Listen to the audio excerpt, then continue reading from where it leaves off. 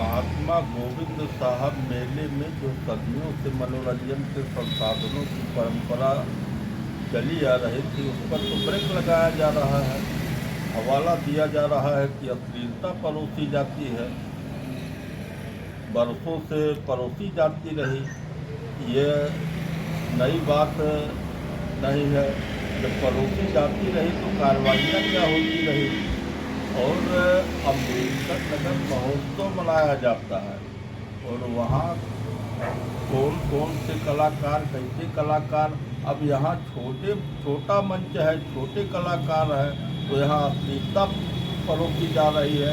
अम्बेडकर नगर महोत्सव में उसी बिहार के लोगों को बुलाकर और लोगों को बुलाकर बड़े मंच पर क्या क्या कराया जा रहा था, सारे लोग जानते हैं। उसमें नहीं अश्लीलता थी।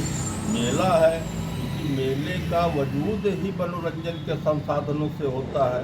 मनोरंजन के संसाधन नहीं रहेंगे तो दूर दराज से आने वाले श्रद्धालु कहाँ विश्राम करेंगे।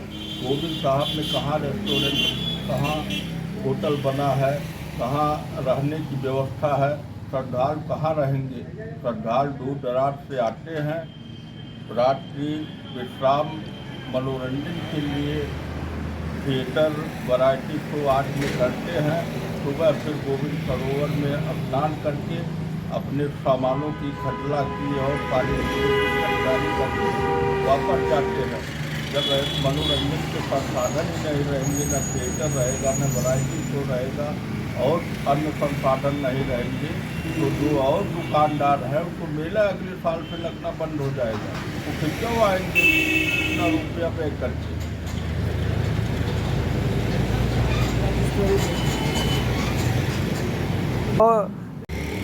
महात्मा गोविंद साहब मेले में जो सदियों से मनोरंजन के संसाधनों की परंपरा चली आ रही थी, उस पर तो ब्रेक लगाया जा रहा है।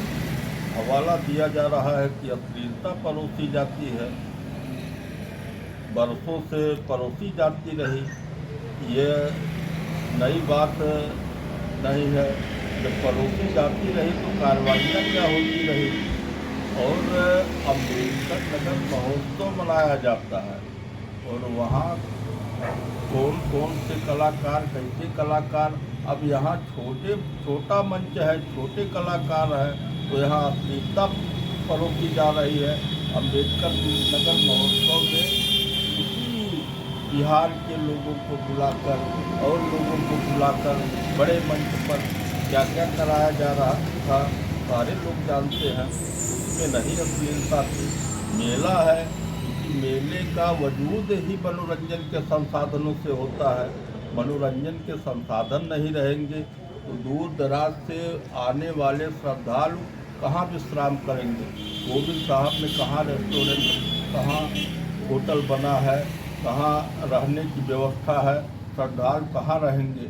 श्रद्धालु दूर दराज से आते हैं, रात्रि विश्राम मनोरंजन के लिए थिएटर वैरायटी शो आदि करते हैं।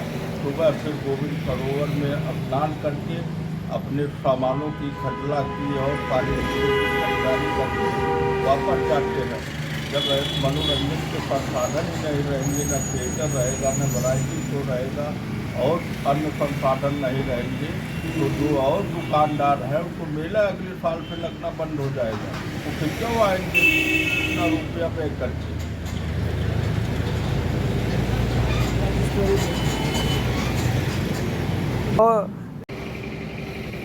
नमस्कार दोस्तों, आज हम अम्बेडकर नगर जिले के आलापुर तहसील में वरिष्ठ पत्रकार प्रदीप कुमार पांडे जी के यहाँ पहुँच गए हैं, जहाँ गोविंद साहब मेले की तैयारियाँ हो रही हैं। आइए इनसे मिलकर कुछ जानकारी देते हैं।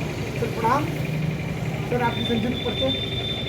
पांडे, अध्यक्ष आलापुर में। सर ये गोविंद साहब मेले की तैयारियाँ चल रही हैं, इस पर कुछ सुझाव दें। तैयारियाँ अभी अधूरी चल रही हैं, मन से नहीं चल रही, सब अपनी जिम्मेदारियाँ नहीं निभा रहे हैं।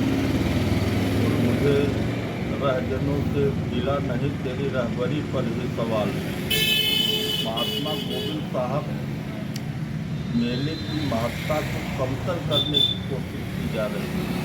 कुछ ऐसे लोग साजिश के तहत मेले में मनोरंजन के संसाधनों पर ब्रेक लगाना चाहते हैं। महात्मा गोविंद साहब के पर्व पर, गोविंद दशमी पर्व पर होने वाला अवकाश गायब कर दिया गया अवकाश तालिका से, और बहाना बनाया जा रहा है FIR का। जब जनवरी में छुट्टियाँ तय की जाती है तो FIR तो अब आया है, पर FIR का कहाँ से बहाना आ गया? एक छोटी समझी साजिश के तहत यह किया जा रहा है। और महात्मा गोविंद साहब मेले की शुरुआत जब से हुई है तब से मेले में मनोरंजन के संसाधन आते रहे हैं। पहले 4-4, 5-5 थिएटर आते रहे, नौटंकी, नृत्य कला, वैरायटी शो आते रहे हैं। लेकिन अब सुरक्षा का बहाना देकर, सुरक्षा कारणों का हवाला देकर मनोरंजन के संसाधनों पर ब्रेक लगाई जा रही है। आखिर चुनौतियों को स्वीकार कर व्यवस्था देना ही प्रशासन का कार्य है। किसी कार्य से किसी चीज़ का हवाला देकर मुँह फेर लेना या प्रशासन का कार्य नहीं है। लेकिन यहाँ अपनी बात ऊपर की जा रही है और कुछ सट्टा पक्ष की अंदरूनी राजनीति का भी शिकार हो रहा है मेला। हमारी बात हो रही थी प्रेस क्लब के अध्यक्ष आलापुर प्रदीप कुमार पांडे से।